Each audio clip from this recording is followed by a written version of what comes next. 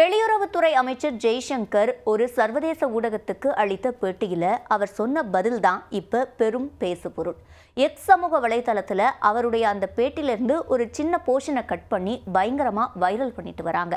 முக்கியமாக சுப்பிரமணியன் சுவாமி கூட அதை பகிர்ந்திருக்காரு. என்னை பொறுத்த வரைக்கும் மோடியோட மினிஸ்ட்ரியில் இவர் ஒரு வெயிட்டர் அப்படின்ற ஒரு கடுமையான விமர்சனத்தையும் சுப்பிரமணியன் சுவாமி வைத்திருக்காரு. ஆனால் அந்த பேட்டியினுடைய முழு பத்தியை பார்க்கும்போது அதில் இருக்கக்கூடிய கமெண்ட்ஸில் சிலர் பாராட்டையும் தெரிவிச்சிருக்காங்க. அப்படி என்னதான் அந்த பேட்டியில் கேள்வி கேட்டாங்க, அதற்கு இவர் என்ன பதில் சொன்னார், எதனால் இப்போ அந்த கிளிப் வைரல் ஆகுது அப்படின்றத பார்க்கலாம். முதலாவதா அமெரிக்காவுடைய ரோல் என்ன? இப்போ பெஹல்காம் தாக்குதல் நடைபெற்றது இல்லையா, இதில் இந்தியா பாகிஸ்தான் இப்போ சீஸ்ஃபயரை கொண்டு வந்துட்டாங்க. இதில் அமெரிக்காவுடைய ரோல் என்ன அப்படின்றது தான் அந்த தொகுப்பாளர் கேட்ட கேள்வி. அதற்கு ஜெய்சங்கர் உடனடியாக பதில் கொடுக்காம ஒரு தடுமாற்றத்தோட பதில் கொடுக்குறாரு. அதை தான் இப்போ வைரல் பண்ணிட்டு வராங்க. ஒரு சாரார் என்ன சொல்கிறாங்க அப்படின்னா, இது ஒரு ஸ்ட்ராட்டஜிக்கலான பதில் தான்.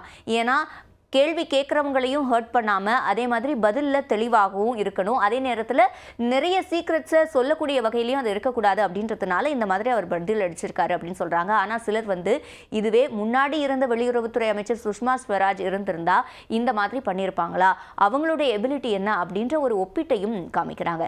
சரி, அந்த தொகுப்பாளர் என்ன கேள்வி கேட்டார் அப்படின்னு பார்த்தோன்னா, முதலாவதா இந்த ஆப்ரேஷன் சிந்தூர் பற்றி கேட்குறாரு.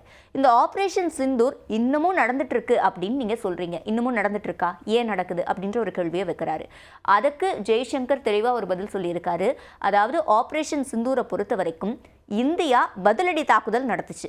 இதுக்கு முன்பு இருந்த கவர்மெண்ட் எல்லாம் அந்த மாதிரி நடத்தினது கிடையாது. அவங்க எப்பவுமே பொறுமை காத்திருக்காங்க, அது ஒத்துக்கொள்ள வேண்டிய விஷயம்தான். ஆனால் இப்போ இது தேவைப்பட்டது, ஏன்னா பயங்கரவாதத்தை ஒழிக்கணும். அதுக்காக அந்த நடவடிக்கையை நாங்கள் எடுத்தோம். அது எடுத்ததுக்கு பிறகு சீஸ்ஃபயர் இப்போ கொண்டு வந்துட்டோம். ஸோ டெக்னிக்கலி, அதாவது லாஜிக்கலி பார்க்கும்போது சண்டை என்பது கிடையாது. ஆனால் ஆப்ரேஷன் சிந்தூர் இன்னும் ஆன்ல தான் இருக்கு.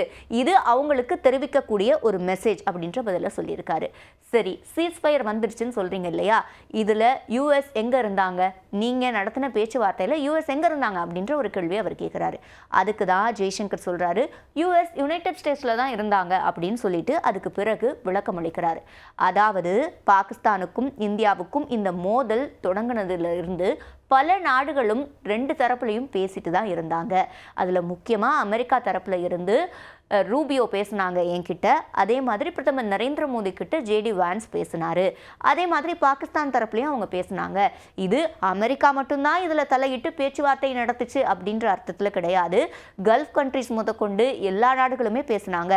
இது பொதுவாக உலகத்தில் நடக்கிற ஒன்று தான். அதாவது எந்த இரு நாடுகளுக்கு இடையில சண்டை வந்தாலும் மற்ற நாடுகள் என்ன நடக்குது அப்படின்றத தெரிஞ்சுக்குவாங்க, கொஞ்சம் பொறுமைக்காருங்க அப்படின்றதெல்லாம் சொல்லுவாங்க அப்படின்றத அவர் தெளிவாக விளக்கினாரு. ஆனாலும் அமெரிக்க அதிபர் என்ன பண்ணாரு, அவர் கிளைம் பண்ணுறாரு, இந்த சண்டை நிறுத்தத்தை கொண்டு வந்தது நான் தான் அப்படின்ற ஒரு கிளைம் பண்ணுறாரே அப்படின்ற கேள்வி முன்வைக்கப்படுது. அது மட்டும் கிடையாது, அவர் அந்த கிளைம் பண்ணது மட்டும் இல்லாமல் இனிமேல் உங்களுடைய பிரச்சனையை நாங்கள் தீர்த்து வைக்கிறோம் நீங்கள் விருப்பப்பட்டா அப்படின்ற மாதிரியான ஒரு போஸ்ட் அவர் பதிவு செஞ்சாரே அப்படின்ற கேள்வியை முன்வைக்கிறாங்க. அதுக்கு தான் ஜெய்சங்கர் பதில் சொல்லியிருக்காரு.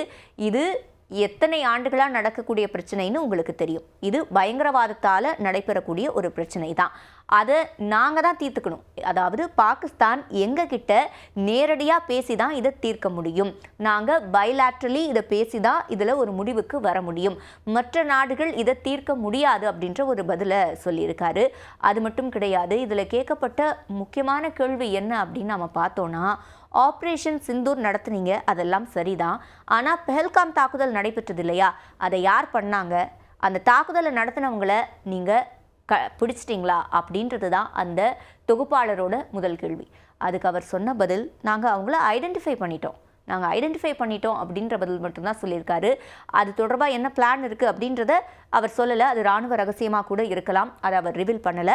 ஆனால் இந்த ஒரு பதிலை சொல்லியிருக்கார், நாங்கள் ஐடென்டிஃபை பண்ணிட்டோம், அவங்க செயல்பட்ட இடங்களை தான் நாங்கள் தகர்த்து அழித்திருக்கோம், அதுக்கு பிறகு ஏர்பேஸ் எல்லாம் செயல்படாத வகையில் அழித்திருக்கோம், இதுதான் நாங்கள் எடுத்த நடவடிக்கை. அதுக்கு பிறகு தான் பாகிஸ்தானும் தாக்குதலை இன்னும் தீவிரப்படுத்தினாங்க, அதுக்கு பிறகு சீஸ்ஃபயர் கொண்டு வந்துட்டோம். ஆனால் இன்னமும் ஆப்ரேஷன் சிந்தூர் அப்படின்றது நடந்துட்டு தான் இருக்குது, சண்டை மட்டும்தான் கிடையாது அப்படின்ற ஒரு பதிலை அவர் சொல்லியிருக்கார்.